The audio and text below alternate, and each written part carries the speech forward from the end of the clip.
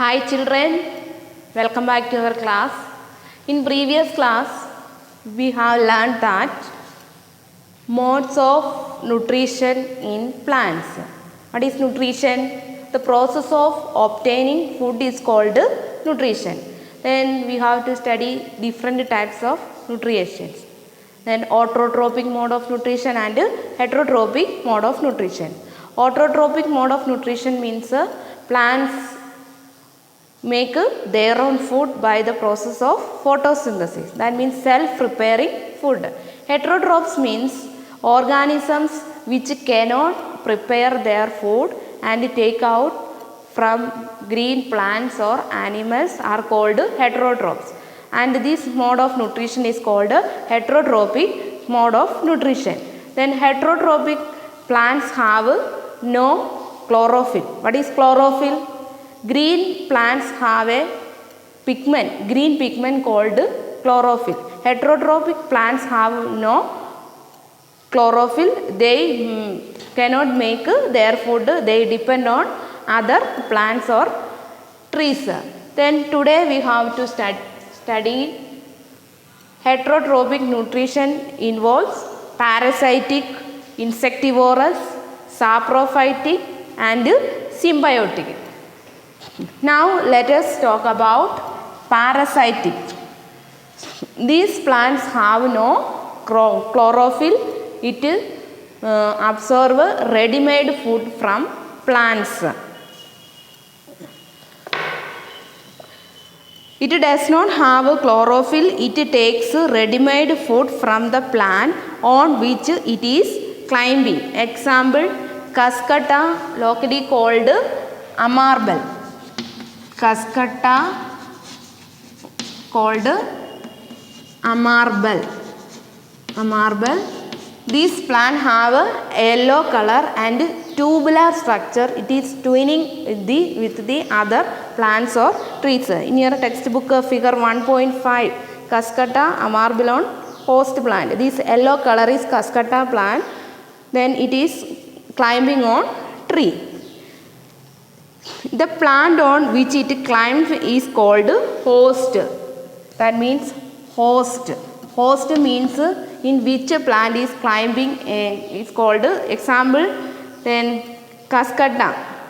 Cuscuta plant is parasitic and tree is host. Then that means this Cuscuta plant absorb food nutrients from the tree. Then since it deprives the host of valuable nutrients, it is called a parasite. Once more, parasite. It does not have chlorophyll. It takes ready-made food from the plant on which it is climbing. The plant on which it climbs is called a host. Since it deprives the host of valuable nutrients, it is called a parasite. That means tree is host and Cuscuta is parasite. Then next we have to study insectivorous plants. Have you heard about insect eating plants? Yes, some plants like Venus flytrap, pitcher plant, these are insect eating. They can eat insects. Then in your textbook page number 5, 1.6, pitcher plant there. They colorful to attract insects towards them. That means a pitcher plant is very colorful. They attract insect towards them. Part of their body such as leaves are modified into trap organs. That means leaves are modified into trap organs. Leaves are modified into trap organs. This name is pitcher. Pitcher. Pitcher. Once more, they colorful to attract insects towards them. Part of their body such as leaves are modified into trap organs such as pitcher, which helps for catching the insects. What is the use of this pitcher? It is catching the insects. The hairs present in the pitcher hold the insects and does not let it escape. That means this picture inside small hairs there. Then these insect catching them, they does not escape it.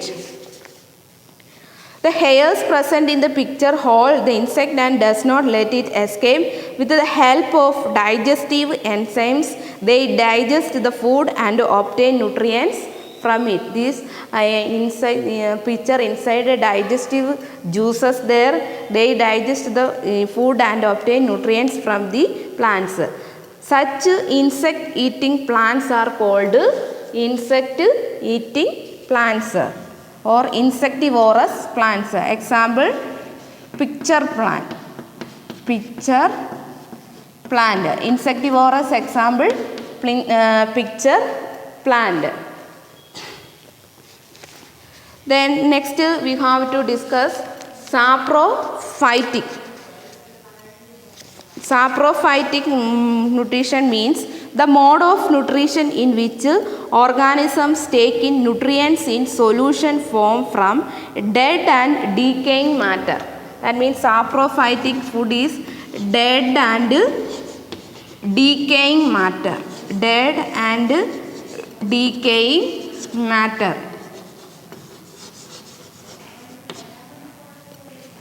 The mode of nutrition in which organisms take in nutrients in solution form from dead and decaying matter is called saprotropic nutrition.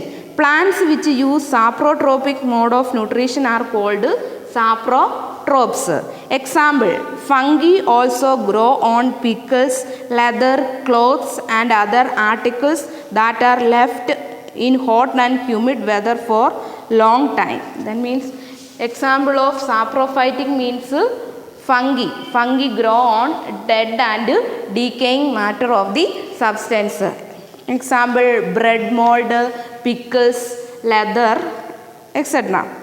Then next we have to study symbiotic relationship. Symbiotic relationship means some organisms live together and share shelter and nutrients. That means symbiotic relationships, some organisms, they depend on friends like. That means they share shelter and nutrients. For example, certain fungi live in the roots of trees. The tree provides nutrients the fungus and in return receives help from to take up water and nutrients from the soil. This association is very important for the tree. Example is lichens. Symbiotic example is lichens. Lichens is the friends of algae plus fungi. Fungi share shelter and food. Share shelter and food. Then algae. Algae make food from the process of photosynthesis. Food making from the process of photosynthesis. Then lichens is the combination of algae and fungi. That means they are share shelter and nutrients.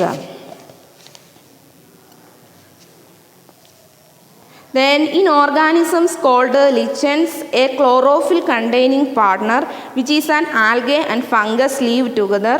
The fungus provides shelter, water and minerals to the algae and in return the algae provides food which it prepares by photosynthesis. In lichens, algae is chlorophyll containing, then fungi have no chlorophyll. They share shelter and nutrients.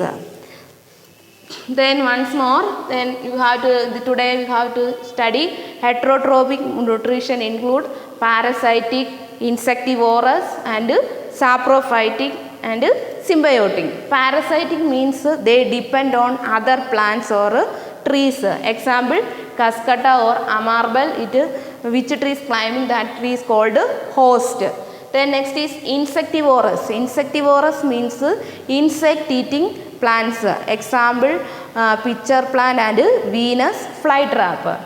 Then next is saprophytic. These organisms depend on dead and decaying matter. That means example, bread mold, mushrooms, etc. They grow on dead and decaying. Example, you have to see in your area, log there, log upside these mushrooms or down growing there.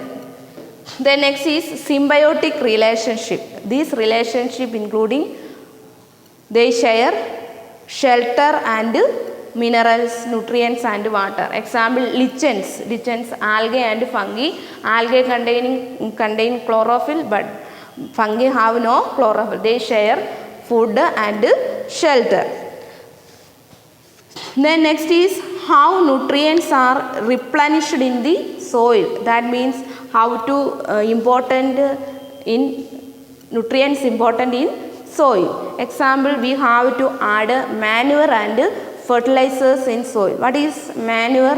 Manure is an organic substance decomposed by plants and animals waste. In simple way, manure is plants and animals waste.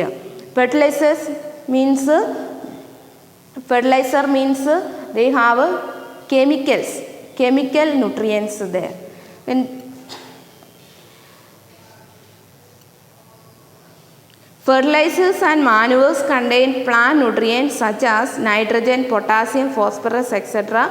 These nutrients need to be added from time to enrich the soil. That means fertilizers and manures maintain fertility of the soil. Crops require a lot of nitrogen to make proteins. After the harvest, the soil becomes deficient in nitrogen. Plants cannot use it in the manner they can use carbon dioxide. They need nitrogen in a soluble form. That means you have to photosynthesis process. We have to study plants absorb water, minerals from the soil and carbon dioxide from out. They need nitrogen in soluble form. The bacterium called rhizobium can take atmospheric nitrogen and convert into a soluble form, but rhizobium cannot make its own food, so it lives in the roots of gram, peas, mung, beans and other legumes and provides them with nitrogen. That means gram, peas, mung, beans, these pulses items, their food is stored in roots. Most of the pulses, dals, are obtained from leguminous plants. These type of plants are called leguminous plants. In turn, the plants provide food and shelter to the bacteria. They thus have a symbiotic relationship. That means in our earth, plants, microorganisms are symbiotic relationship. In this chapter, you learn that most of the plants are autotrophs. That means in our earth, green plants are called autotrophs. Why green plants are called autotrophs? Because they can make their own food by the process of photosynthesis. Only a few plants adopt other modes of nutrition like parasitic and saprophyte. Some plants can make their own food, others cannot make their own food. That type of plants are called heterotrophs. That mode of nutrition is heterotropy mode of nutrition. Example, saprophytic and parasitic. They derive nutrition from other organisms. All animals are categorized as heterotrophs since they depend on plants and other animals for food. That means all animals also heterotrophs because they depend on other plants. Okay, our first lesson is finished. Then we have to once more rewind this lesson. In this lesson, first portion, we have to study nutrients or components of food. What are the components of food? Carbohydrates, proteins, minerals, fats and vitamins. Then these nutrients are called, these nutrients are very important in our life. Then next study nutrition. Nutrition means the process of obtaining food is called nutrition. The process of obtaining food is called nutrition. Then mode of nutrition in plants are two types: autotrophic mode of nutrition and heterotrophic. Autotrophs means they make their own food. Heterotrophs means they cannot make their own food, they depend on others. Then we have two heterotrophs example: parasitic mode, insectivorous plants, saprophytic and symbiotic. There parasite means they absorb ready-made food from other plants. Insectivorous means insect eating plants. Saprophytic dead and decay. Symbiotic is friends together. That means they share shelter and food. Okay, understood? Then in your home you have to read this lesson 2 or 3 times and study all the question answers. Thanks to all.